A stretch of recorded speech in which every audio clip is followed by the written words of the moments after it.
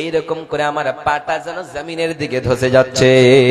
আবার বিশ্বনবী সাল্লাল্লাহু আলাইহি ওয়াসাল্লামের সাহাবারা বলেন, আমাদের নবী দয়ার নবীর কাছে যখন ওহী নাযিল হতো, বিশ্বনবী সাল্লাল্লাহু আলাইহি ওয়াসাল্লামের কাছে যখন কোরআন নাযিল হতো, তখন কি হতো, আমার নবী দয়ার নবী যখন উটের উপরে, খাচ্চরের উপরে, কিছুর উপরে চড়ে থাকতেন, তখন ওই উটটা যেন ছটফট করতে থাকতো, আর যেন এইরকম দাঁড়িয়ে থাকতে পারতো না, এইরকম করে করে কুদতে থাকতো, উটটা যেন পা কেড়ে যেত, এরকম হয়ে যেত। হযরতে জাবের রাদিয়াল্লাহু তাআলা আনহু বলেন, ও দুনিয়ার মানুষেরা রে, আমার নবী দয়ার নবী মায়ের নবী বিশ্ব নবী সাল্লাল্লাহু আলাইহি সাল্লাম বলেছেন কোরআনের মর্যাদা কতটুকু রয়েছে। আমি যখন একদিন বাড়ির ভিতরে ছিলাম, বাড়ির ভিতরে থাকার অবস্থায় এইরকম করে কোরআন তেলাওয়াত করতেছি, কোরআন তেলাওয়াত করতে করতে যেন কোরআন তেলাওয়াত করতে করতে করতে আমার পাশে যেন একটা ঘোড়া বাঁধা আছে, ওই ঘোড়াটার পাশে যেন আমার একটা ছোট্ট বাচ্চা রয়েছে। ওই বাচ্চাটা যখন শুয়ে আছে, আমি যখন কোরআন তেলাওয়াত করতে শুরু করে দিই, তখন এই বাচ্চাটার ডরে যেন ওই ঘোড়াটা যেন কুদতে থাকে, এইরকম করে ছটফট করতে থাকে। আমি কোরআনটা বন্ধ করে দিলে আবার যেন এইরকম করে ঘোড়াটা থেমে যায়। আবার এইরকম করে করে করে পুরো রাত কেটে গেল। এবার যেন শেষ প্রান্তে যেন আমি যখন কোরআনটা বন্ধ করে দিলাম, এবার ঘোড়াটা কুদা বন্ধ করে দিল, ছটফট করা বন্ধ করে দিল। সেই সময় বিশ্বনবী সাল্লাল্লাহু আলাইহি ওয়াসাল্লামের কাছে খবর হলো, ও জাবের বলো বলো আমার সাহাবী, আজকে রাত্রিতে তোমার সঙ্গে কি ঘটনা ঘটেছে বলতে পারবা নাকি? সেই সময় সাহাবী বললেন, ওগো দয়ার নবী, ওগো মায়ের নবী, ওগো বিশ্বের নবী, আমি যখন কোরআন তেলাওয়াত করতেছিলাম গো নবীজি, তখন এইরকম করে আমার ঘোড়াটা এইরকম করে কুদতেছিল গো নবীজি, এইরকম করে ছটফট করতেছিল গো নবীজি। আমি যখন কোরআন পড়া বন্ধ করে দিয়েছিলাম, তখন ঘোড়াটা এরকম করে বন্ধ হয়ে গিয়েছিল। বিশ্বনবী সাল্লাল্লাহু আলাইহি সাল্লাম বললেন, আমার সাহাবী রে, তুমি যদি এইরকম করে পুরো রাত্রি কোরআন তেলাওয়াত করতা, সকাল পর্যন্ত তুমি যদি কোরআন পড়তা, তাহলে আল্লাহর ফেরেশতাদেরকে মানুষেরা দেখে নিত, আল্লাহর ফেরেশতাদেরকে দেখতে পেত। কারণ আসমান থেকে এত ফেরেশতা নাযিল হয়েছে, এত ফেরেশতা এসেছে, অগণন ফেরেশতা তোমার কোরআন তেলাওয়াতের জন্য এসেছে।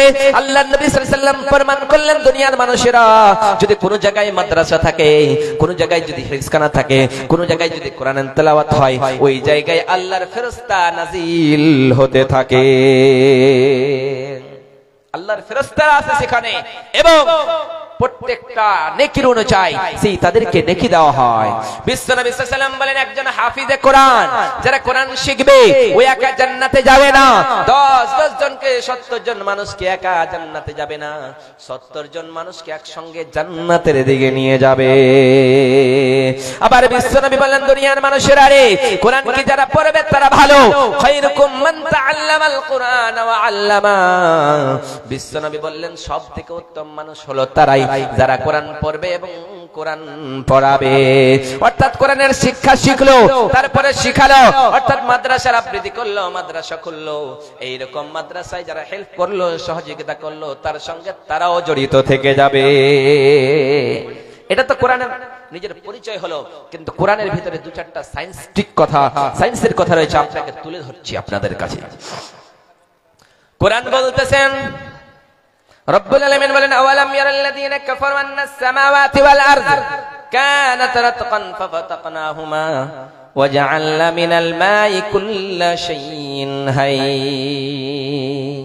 রব্বুল আলামিন বলেন, কাফেররা কি দেখে না, কাফেররা কি তাকায় দেখে না, এই দুনিয়াটা, পুরো পৃথিবীটা যেন এক জায়গায় ছিল জমায়েত ভাবে, একটা বিস্ফোরণের কারণে, একটা বিস্ফোরণের দ্বারাই আল্লাহ এই পুরো দুনিয়াটারে আলাদা আলাদা করে দিয়েছে। ওয়াজআলনা মিনাল মাই কুল্লা শাইইন হাই।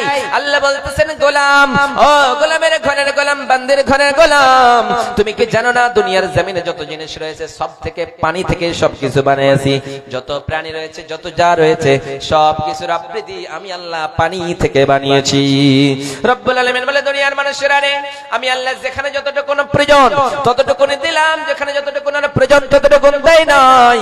আল্লাহ বলতেছেন, গোলাম, আমের ভিতরে যতটুকু পানির প্রয়োজন ততটুকু পানি আমি তরমুজের ভিতরে দেই নাই, তরমুজের ভিতরে যতটুকু পানি ততটুকু আমি আল্লাহ ডাবের ভিতরে দেই নাই। ডাবের ভিতরে পানি দিয়েছে, আমের ভিতরে পানি দিয়েছে, আবার এইরকম করতে করতে যেন লিচুর ভিতরে পানি দিয়েছে। এইরকম করে আল্লাহ বলতেছেন, আমার সৃষ্টির ভিতরে একটাও তোমরা ভুল বের করতে পারবা না, আমি আল্লাহ সবকিছুকে নিয়ন্ত্রণ করেছি, সব ছিল এক জায়গায়, একটা বিস্ফোরণের দ্বারাই আমি আল্লাহ সবগুলিকে আলাদা করে দিয়েছি। ওই বিস্ফোরণের নাম হলো, আল্লাহ বলছেন দুনিয়ার মানুষের আমি আল্লাহ কোন বললাম, সঙ্গে সঙ্গে হয়ে গেল। আমি আল্লাহ একদিন বলবো ফাকুন, সব বন্ধ হয়ে যাবে।